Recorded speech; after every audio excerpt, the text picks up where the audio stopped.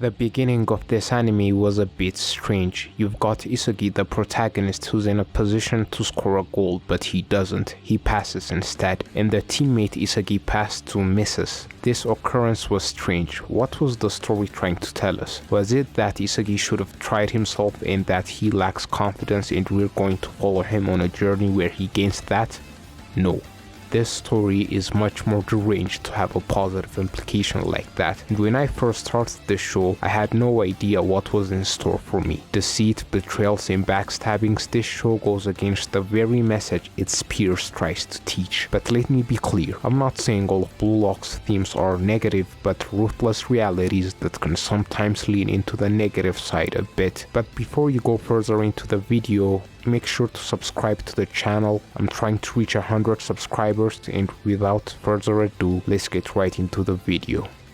In the first part, where Jinpachi Ego invited all the high school forwards to join the Blue Lock project and were all gathered listening to Jinpachi Ego's explanation to why they were all invited, and Kira, the captain of the team that beat Isagi's team earlier in the story, objects, stating that they all have teams that are important to them and also have nationals coming up. Ego states that if becoming the #1 high school team is more important than becoming the world's best striker. The story right from the outset pits the idea of teamwork, which most sports manga champions and are their core theme, against the idea of individualistic accomplishments, standing out and being the one who shines at the detriment of the team, an egoist. Kira, who endorses the former idea, and Ego, who endorses the latter, are in a battle of ideas, and the person who comes on top out of this will basically determine for us, the audience, what this story will be all about. And we get that in the very first test, where their group has to play tag. They play and they're in the last second of the game, and Isagi is it. He gets an opportunity that allows him an easy method to pass the test safely. Hit the injured Igarashi and all ends well, but Isagi's instinct tells him otherwise. Passing the test at the expense of an injured opponent doesn't sit well with him, and he notes to himself if he doesn't be the best, nothing will change for him, and Bachira, seeing that in Isagi, takes a liking to him and steals the ball and passes it to him, and Isagi shoots the ball straight into Kira's face, and the time runs out, which tells us that this story supports Jinpachi Ego's philosophy that for Japan to win the World Cup and to be the best striker, an egoist is necessary. This type of theme won't generally work in a sports manga cause teamwork is actually very important to win, but Blue Lock avoids that problem because the aim is not to win a high school tournament or anything like that, but to create a certain individual, the best striker in the world. So Blue Lock's structured way more differently than your typical sports manga, which makes it feel like a breath of fresh air. It avoids the usual training arc, then tournament, rinse and repeat format. So I really liked how Blue Lock broke some of the sports manga tropes. The whole Blue Lock project, where you have people selected and have them participate in this Squid Game like tournament, provides ways to take the story into different directions compared to other sports manga. Take Kuroko no Basket, Haikyuu, and Slam Dunk, which are the names that often come up when people talk about sports manga or anime. They're all set in a high school. Their matches revolve around other high schoolers, and their final accomplishment is winning some high school championship. Blue Lock doesn't do any of that. Due to the aim of Blue Lock is creating the best striker that's going to win the World Cup for Japan, the characters go through challenges that are different from the classical sports anime, which usually are training arcs, then tournaments, training arcs again, and then tournaments again. But with Blue Lock, every arc is a training arc and an important tournament at the same time, which gives Blue Lock a different air compared to most sports manga or anime. Not only that, but I also like the way Blue Lock introduces and juggles the characters that end up being prominent later on in the story. Blue Lock's side characters are its backbone. We get a whole lot of characters introduced at the beginning, such as the first team, Team Z, where I thought this was what we were going to stick with till the end of the story, but that didn't end up being the case. In fact, Isagi himself gets to expel one of his Team Z members, Naruhaya, personally. Isagi could have saved him but chose Baro instead. If it were any other show, you'd probably get Naruhaya saved and Baro out because of friendship or something similar to that, but Blue Lock doesn't work that way. That's the ruthless reality I was talking about. This showdown between them just showed that hard work doesn't beat talent when talent works hard.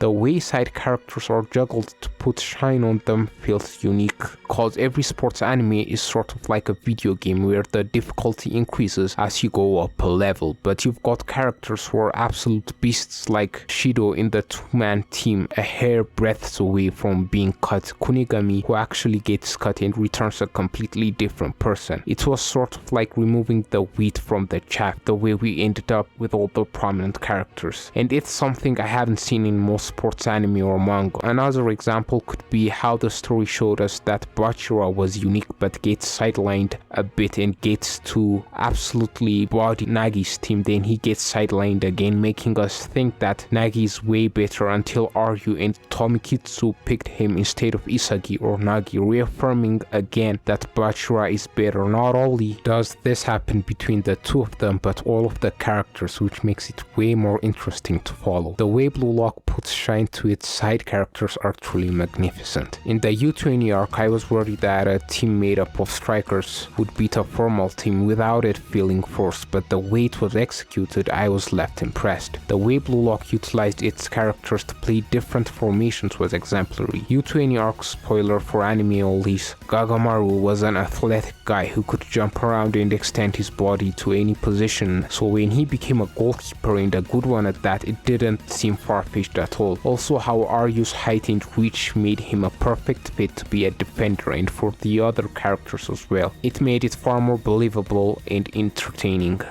I'd be remiss if I didn't mention the lead up to facing the international team members in the second selection arc. It was quite the exciting one. You've got Isagi losing Bachira and him trying to crawl out of that position from almost being cut to winning and getting Baro, a difficult person to be teammates with, to taming him. To facing Green and although losing to him, proving that he's a beast to be reckoned with, making Green accept him into their ranks, and note, Green usually didn't care who gets selected into their team, but Isagi impressed him so much he personally picked him. Isagi's adaptability throughout the show is astounding, and that is his greatest asset. Isagi is not the type of character who has this positive energy about him. He's not the ace like how Hinata in Haikyuu is kind of integral to the Karasuno team. Isagi, each and every time he ascends to a newer level, he gets into a realm where he finds himself the weakest, and the way he adapts to that again is an absolute joy to watch. Thanks for making it this far into the video. Again, don't forget to subscribe, and see you in the next one.